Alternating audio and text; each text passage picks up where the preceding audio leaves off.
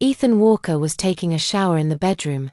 The phone in his bag kept vibrating, waking me up just as I had fallen asleep. I took it out and glanced at it. It was a spam call starting with 400. After hanging up the phone, I placed it back in its original position. But my fingers accidentally touched something. It was icy cold and very smooth, like a small bottle. I hesitated for a moment. Curiosity still made me want to find out. A pink bottle. The packaging featured a coquettish anime woman. The text is entirely in Japanese. It doesn't look like anything legitimate no matter how you look at it. My heart tightened. I quickly used an image search app to scan the bottle. The message that popped up froze me instantly. It's a bottle of women's lubricant, the extra stimulating kind. And it's been opened. Clearly used. My vision went black for a moment. It felt like being hit over the head with a club. I was still in confinement after childbirth. This thing certainly couldn't be for my use. Ethan. Did he cheat on me? The thought pierced my heart like a sharp knife. The sound of running water in the bathroom continued, but my mind was in complete chaos. With trembling hands, I unlocked his phone. Darling wife is pinned at the top. It contains nothing but work and trivial daily conversations. So ordinary that not a single flaw can be found. Kuaishou, Douyin, hotel booking apps, even gaming apps. I quickly skimmed through them all, but couldn't find Walker any suspicious traces. Could it be? Was this bottle just someone's prank? I was also trying to come up with a reasonable excuse for this bottle of lubricant. But the next moment, my fingers accidentally slid to a folder labeled Work. Inside, there was actually a parenting app. This doesn't feel right. Ethan is a person with OCD. His phone apps are meticulously categorized. How could parenting apps possibly be placed in the Work folder? My heart skipped a beat. My fingers uncontrollably clicked open that app. The chat records inside made me feel as if I'd fallen into an icy abyss. March 8th. That day, I was rushed to the hospital due to a threatened miscarriage. He stayed by my bedside the entire night, endured for 3 months. Thought I could finally indulge. Never expected her to be so useless. Go book a room near the hospital tonight. I'm about to explode. Don't wear black stockings. Go for the nurse outfit. Way hotter. May 20th. That day, he and I went to take maternity photos. He even proposed to me again in front of everyone, saying he wanted to spend 520 with me. Her fat jiggles when she cries. It's really disgusting. I'm going on a business trip tomorrow. Come keep me company for a few days. I miss you so much. I could kill you. September 10th. That day, I was lying in the delivery room receiving oxytocin. Yet he cried even harder than I did, saying he never wanted me to suffer again. I heard that after giving birth, women become as loose as a torn sack. But why are you still so tight? I miss you again. Send me some videos to satisfy my craving. Can you come to the hospital restroom now? I can't take it anymore. October 6th. That day was our wedding anniversary, and we took a family photo. He smiled and said we were a happy family of 3. You were moaning so loudly in front of her today. She had no idea what was going on, just holding the baby and grinning at me foolishly. The latest message remained at. Let's do something exciting tonight. A wave of intense nausea surged through my stomach. I clamped my hand tightly over my mouth, terrified I might vomit right then and there. How could such filthy words come from the usually honest and simple Ethan's mouth? I can't understand it, really can't understand it. He's always been so good to me. Come home on time and hand over the salary. During pregnancy, he took care of all the household chores, every day. He tirelessly massaged my swollen legs and carefully applied stretch mark oil for me. He even cheerfully hand-washed my underwear for me, holding it in my hands. I fear it might fall, cradling it in my mouth. I worry it might melt. Every time I went for a prenatal checkup, he would be so anxious the night before that he couldn't sleep a wink. When I was in labor, he waited outside the delivery room, crying even louder than I was. While others couldn't get a full night's sleep during their postpartum confinement, I could wake up naturally every day, because Ethan had already arranged everything in advance. Gold standard maternity nurse, nutritional meal plans, parenting knowledge. He would even get up every night to soothe the baby, just to let me sleep a little longer. Even my best friend said, a man like this is hard to come by. Yeah, how could a man like this ever cheat? But reality slapped me hard in the face. Ethan cheated. It started during the pregnancy. I wiped away my tears and took a deep breath. No, this is not the time to cry. Crying won't solve your problems. I used my phone to take pictures of each of these chat records. Then, I replaced the liquid in the lubricant with 502 glue. Although I don't know Ethan who the affair was with, but tonight, everything will come to light. Just put everything back in place. The bathroom door was pushed open. Ethan stepped out while drying his wet hair, seeing me sitting on the bed. He paused mid-step. Honey, why are you still awake so late? His voice remained as gentle as ever. I raised my head, and my gaze collided with his. In that instant, tears welled up uncontrollably, a purely physiological response, as if emotions had finally found an outlet. Ethan panicked the moment he saw me crying. He quickly walked over to me, his eyes filled with concern. Honey, why are you crying? Did you have a nightmare? You shouldn't shed tears during postpartum recovery, or it might lead to postpartum health issues. His movements were very gentle. If I hadn't seen those chat records with my own eyes, I would have almost believed his concern was genuine. So, love can really be acted out so convincingly. With reddened eyes, I stared at him, my voice trembling slightly. Honey, I just dreamed that you cheated on me. Ethan paused for a moment, then let out a light chuckle as he pulled me into his embrace. Silly, dreams are the opposite of reality. You might as well have dreamed that I died. I clenched my fist so tightly that my nails nearly dug into my palm, yet I still managed to ask him in a joking tone, Honey, I'm fat and ugly now. Do you still love me? Ethan let go of me, cupped my face in his hands, and looked at me with deep affection. Then, he lowered his head and gently kissed my forehead with reverence.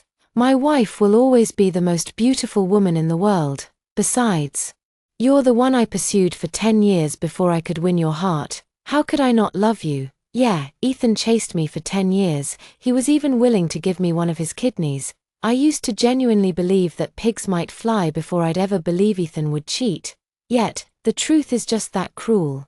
Those chat records are like thorns, piercing deep into my heart, stabbing me until I bleed profusely. I looked into his eyes and spoke word by word.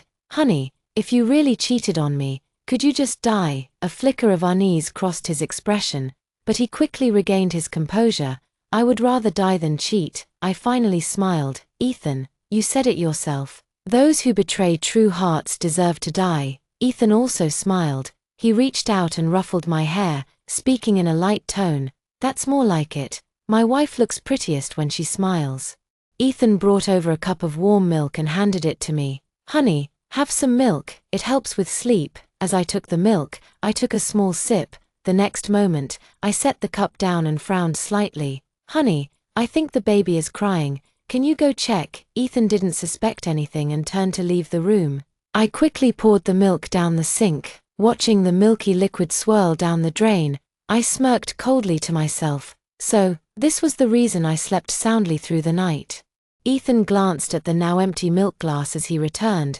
A flicker of inexplicable excitement flashed in his eyes. He walked over to me, gently patted my shoulder, and said softly, Darling, the baby is sleeping soundly. Don't worry. I nodded, pretending to be sleepy, and yawned. That's good, I'm tired too. Let's sleep. He smiled, reached out to turn off the bedside lamp, and the room was instantly plunged into darkness. I closed my eyes, breathing steadily, as if I had already fallen into a deep sleep. Midnight. Ethan gently patted my face and tentatively called out twice.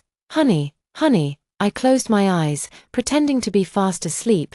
I began to let out soft snores. Ethan paused for a long while, seemingly checking if I was truly asleep. Only then did he quietly climb out of bed, moving carefully so as not to wake me. After confirming he had left, I opened my eyes and glanced at the time. 1 a.m. Ethan is really pushing himself. Going out to meet his lover at this hour. I picked up my phone, quietly stood up, and followed behind him. Almost there, I'll soon have the evidence in my hands. To my surprise, Ethan didn't go out but turned and walked into the second bedroom instead. The second bedroom was the little one's room. My heart skipped a beat. Could it be that tonight's probing made Ethan change his plans? The next second, Only then did I realize Ethan was far more disgusting than I had imagined. I thought you weren't coming tonight. You're really bold. Aren't you afraid she'll find out? A woman's voice came from the secondary bedroom. My heart suddenly clenched, breathing became difficult. It's the voice of Ella Murphy, the postpartum nanny. Ella was the postpartum nanny Ethan chose for me, in daily life. She always wore simple clothes, with her hair casually tied into a low ponytail and almost no makeup on her face, although she was about the same age as me. But they know how to handle things and people with propriety. Apart from taking care of me and little Bao, she tried to stay in her room as much as possible, minimizing contact with Ethan. So it never even crossed my mind that it could be her. The rustling sound of clothes being taken off brought me back to reality. Ethan's voice was filled with impatience. Like a beast that had been starving for a long time, she's sleeping like a log. Ella, let me touch you quickly. I'm about to explode. Ella's tone carried a hint of unease. I vaguely heard her ask what you'd do if you cheated. Does she suspect something? But Ethan didn't care at all. His tone was utterly confident, as if everything was under his control. Don't worry, Shet trusts me completely. If I climb into your bed every night, she'll just feel sorry for me working overtime. You're so bad. Ella's voice softened, carrying a moan. Aren't you just into my bad side? Their conversation was like a blunt knife. It cuts into my heart bit by bit. It hurts so much. How dare they do this in my own home, right beside my child, doing such despicable things. I really want to rush in and stab them all to death, but reason tells me not to act impulsively. Do we really have to try that place today? I'm scared. Don't worry. It's oiled. It won't hurt. But Ella's voice still sounded hesitant. Ethan suddenly became angry. I don't even mind that you've slept with so many people. What's the big deal about fulfilling one small request of mine? If you can't do it, I'll just find someone else. Don't, I can do it. Ella compromised. She twisted her body trying to please Ethan.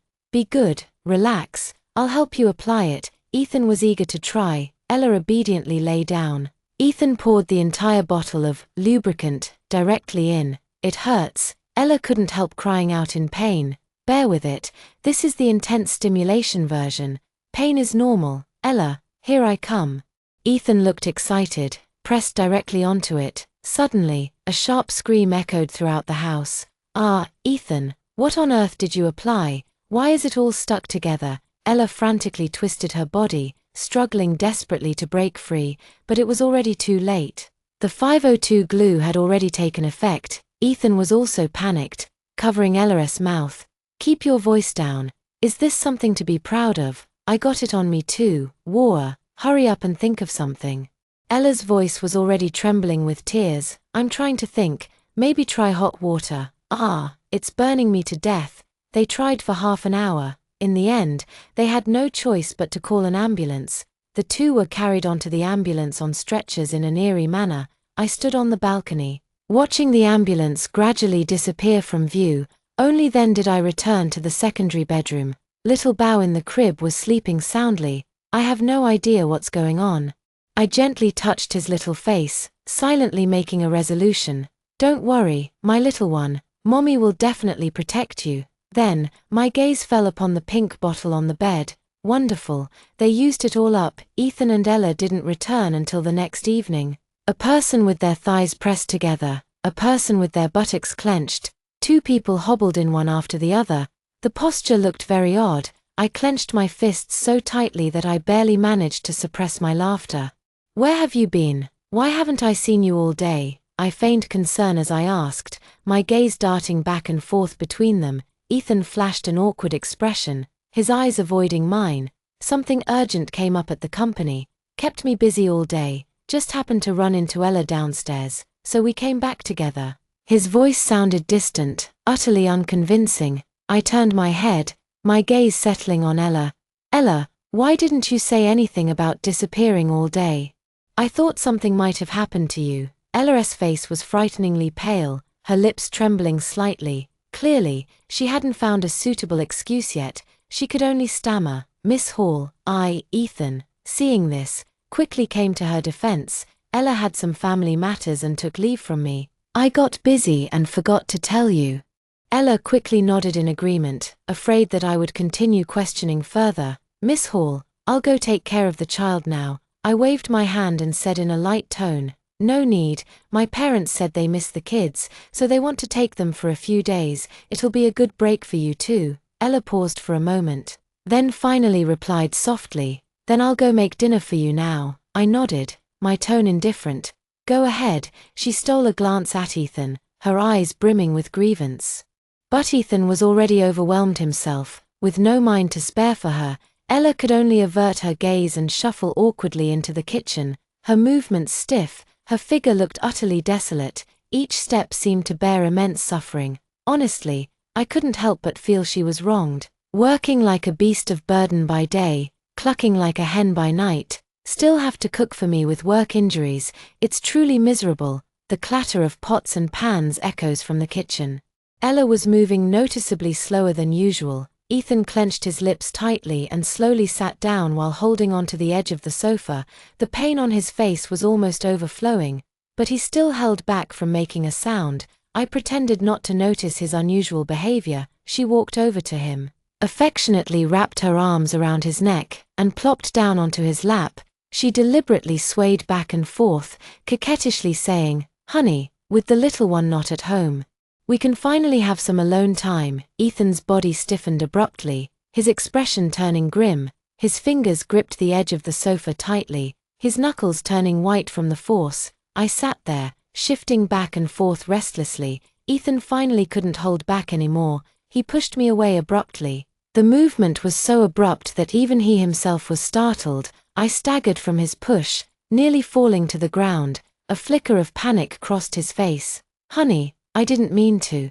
After steadying myself, I pretended to glance casually at his pants, where there was a dark stain. It must be blood seeping through again. My voice was full of concern. "Honey, what's wrong? Are you feeling unwell? Let me see." With that said, I reached out to pull down his pants. Ethan seemed startled, jerking back abruptly and accidentally tugging at his wound in the panic.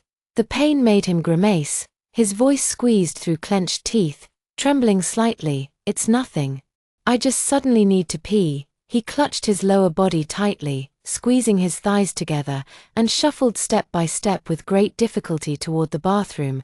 Leaning back on the sofa, I watched his pitiful figure with great satisfaction. Today, while they were away from home, I've installed surveillance in every hidden corner of my home, ensuring everything is recorded without blind spots, including the bathroom. In the surveillance footage, Ethan carefully peeled back the bandage, revealing the bloody wound beneath. He pulled a tube of ointment from his pocket and, with trembling fingers, began to apply it bit by bit to the wound.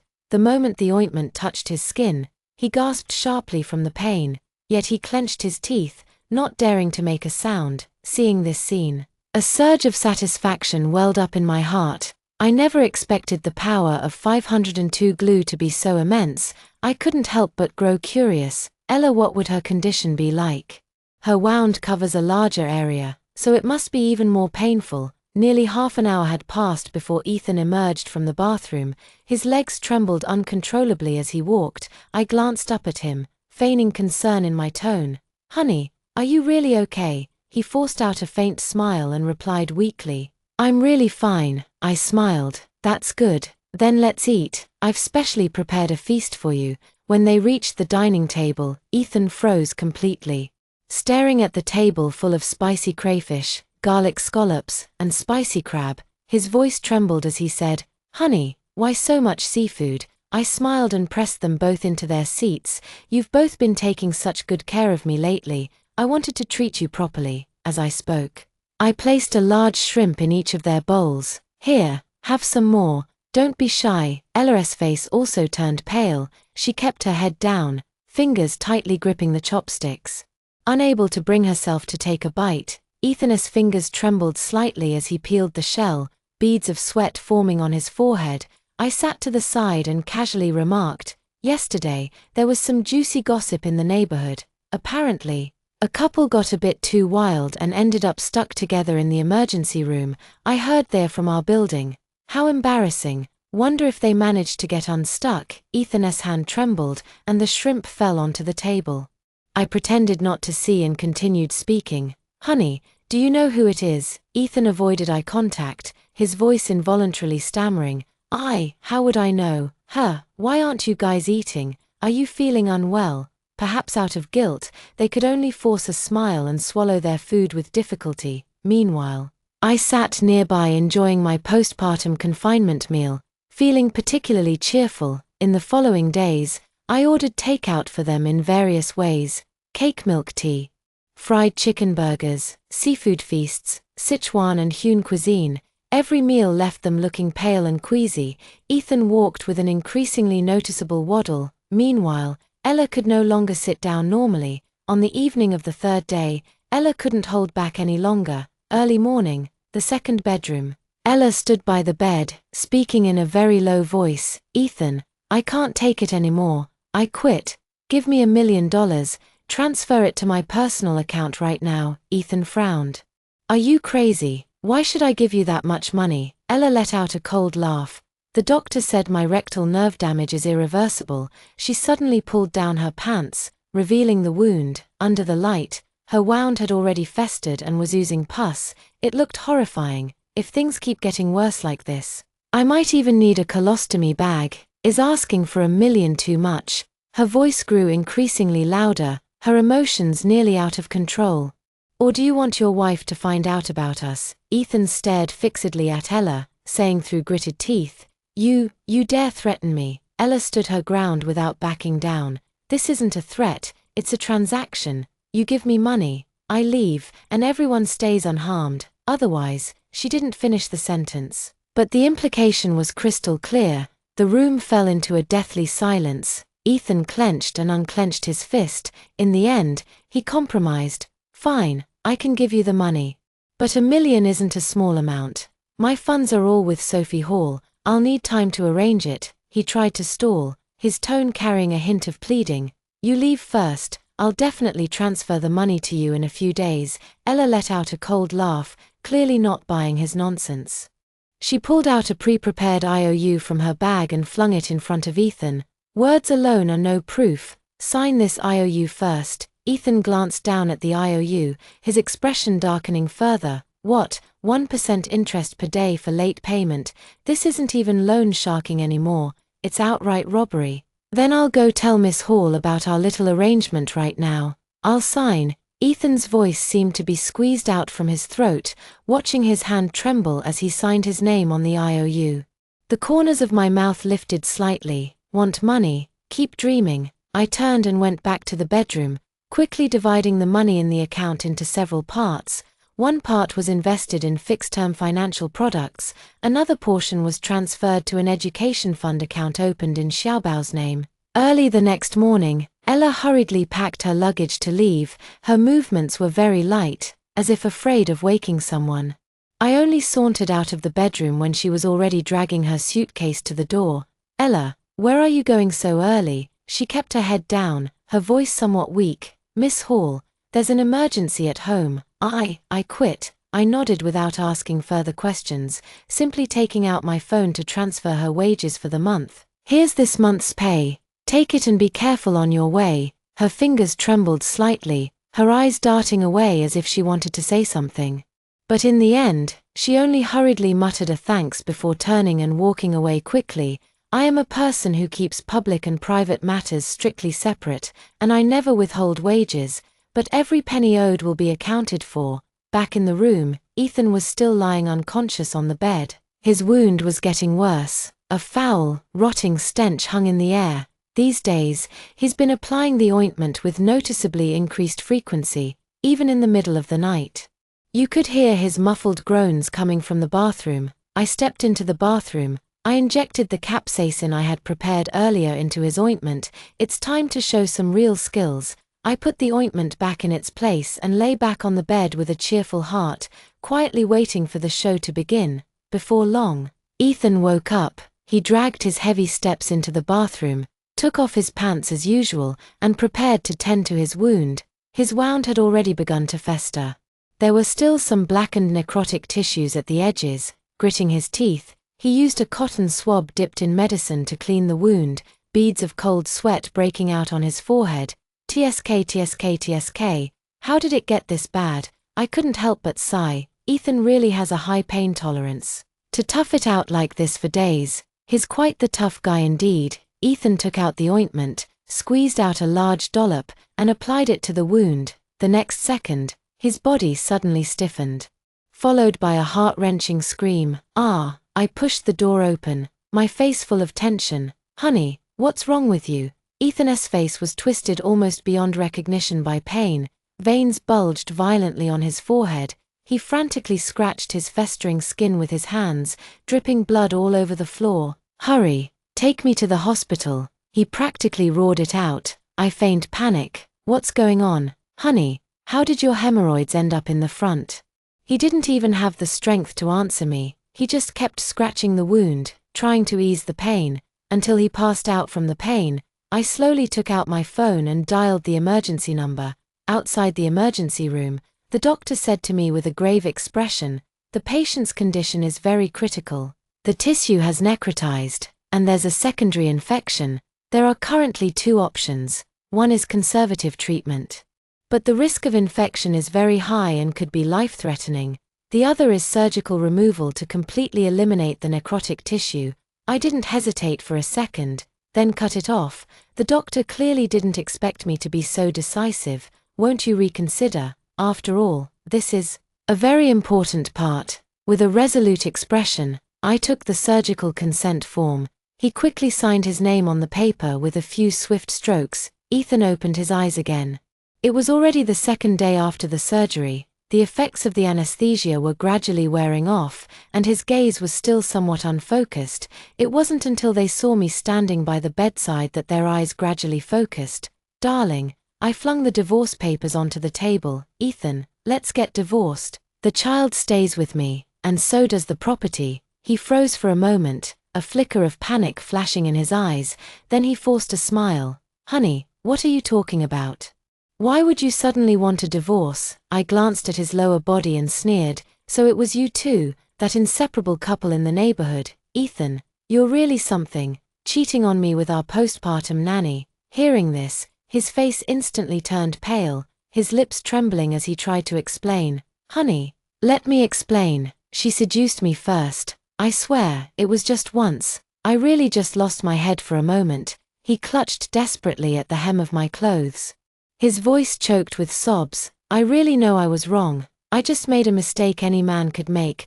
Please give me another chance." I forcefully shook off his hand. "Sign it. Don't make this any uglier than it has to be." Ethan's tears fell. He looked at me with feigned affection, his voice choked with emotion. "Honey, I really love you so much. I can't live without you. You are my life." Seeing that I had no reaction, he suddenly went mad, grabbing the agreement and tearing it to pieces.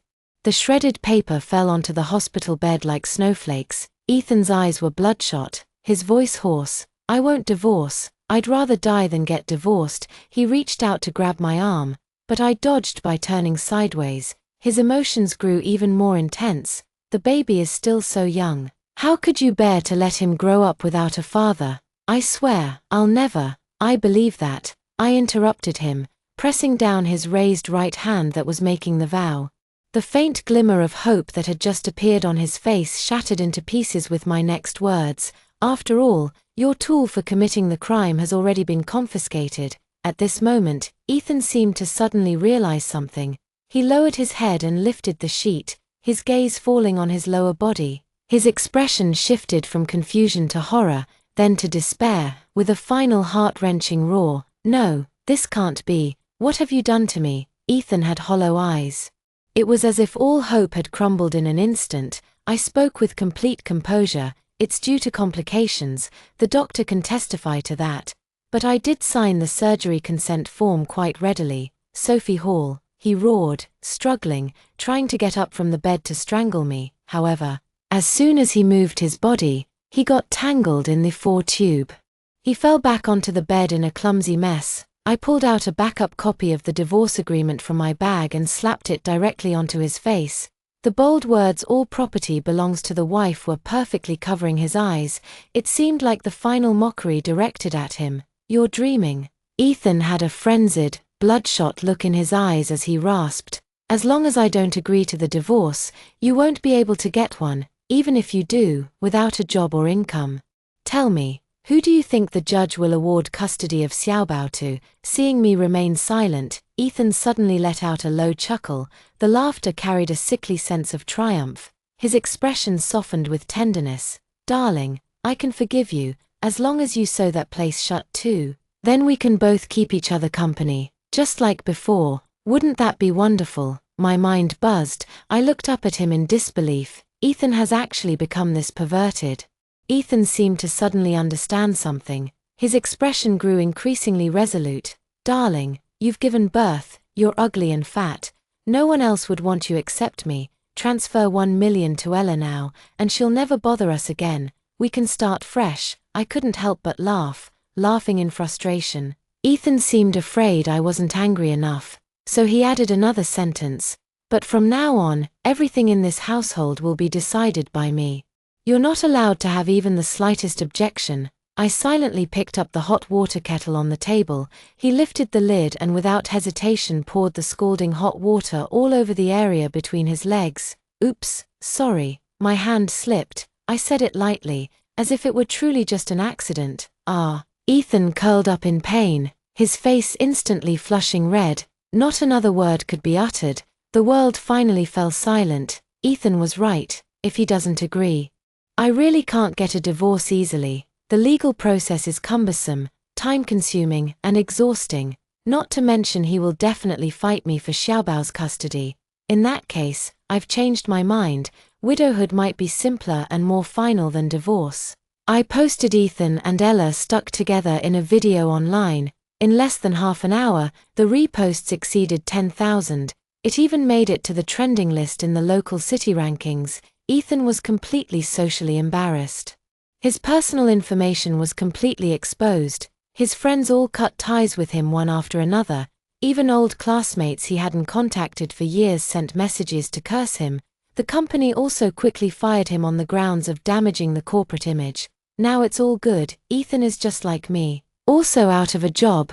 Meanwhile, Ethan's hospital room has become the hospital's viral check-in spot. Every day, patients or their family members would deliberately take a detour just to point at him through the glass. Some even barged straight into the ward to spit on him twice. Under this dual torment of mind and body, Ethan's emotions became increasingly unstable. He started smashing things in the hospital room.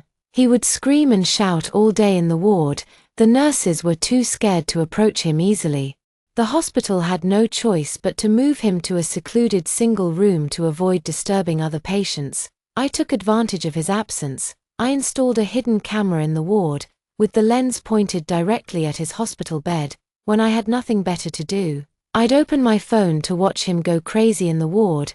Gotta say, very stress-relieving. From Ethan's transaction records, I realized I wasn't the only victim. Behind this, there might be a massive black industry chain hidden. So, I began secretly investigating in the mommy group chat. I quickly found several sisters with similar experiences. Some of them had already noticed their husband's unusual behavior but lacked evidence. However, most were kept in the dark, just like me, every night. She drank the milk laced with sleeping pills that her husband brought her, falling into a deep slumber without a clue, even feeling grateful for his thoughtfulness. As the investigation deepened, we discovered that Teller's maternity care agency was not as simple as it appeared on the surface. On the surface, this agency claimed to specialize in professional maternal and infant care. In reality, they targeted fathers as their primary audience.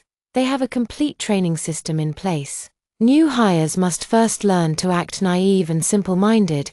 Hair must be tied in the most outdated low ponytail. Uniforms should be 2 sizes too big, and heels must always drag on the ground when walking. Creating an image of simplicity and honesty. At work, they deliberately avoid excessive contact with the fathers.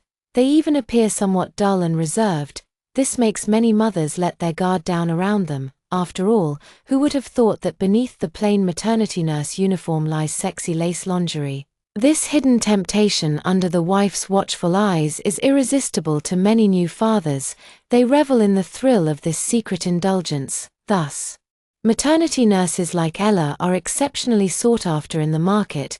They can not only receive high salaries, they can also earn substantial overtime pay from the wealthy fathers. To prevent more people from suffering the same harm, we have submitted the collected evidence to the police. The police attached great importance to this matter and swiftly launched a raid operation. The maternity care agency was quickly shut down. Several individuals involved in the case were apprehended on the spot. But unfortunately, Ella managed to escape during this operation. When we saw Ella again, it was in the Ethan hospital room's surveillance footage. She was wearing a mask, covering most of her face, revealing only her eyes. Behind her stood several burly, tattooed men. Everyone looked fierce and menacing. Ethan lay on the hospital bed, looking utterly dispirited. When Ella removed her mask, Ethan gazed at her with eyes full of hatred. "You bitch, it's all your fault. If you hadn't seduced me, I wouldn't have ended up like this." Ella let out a mocking laugh, her tone dripping with disdain. "Did I force you to take off your pants? You couldn't control your lower half, and now you're blaming me." Ethan struggled to raise his hand, attempting to press the call button by the bed, but before his fingers could reach the button, Ella's burly companion grabbed his wrist, twisting it sharply behind his back. "Ah, ouch ouch ouch. Let's talk this out properly." Ethan was in so much pain that cold sweat broke out. "When are you going to pay back the money you owe me? I really don't have any money left. It was all taken by Sophie. Go find her instead. It was her who replaced the lubricant with 502 glue. It's her fault we ended up like this. A great disaster looms." Ethan didn't hesitate to push me out, trying to use me to divert Ella's anger. However, Ella remained unmoved. She crouched down, grabbed Ethan by the collar, and said viciously, "You think I'd believe that?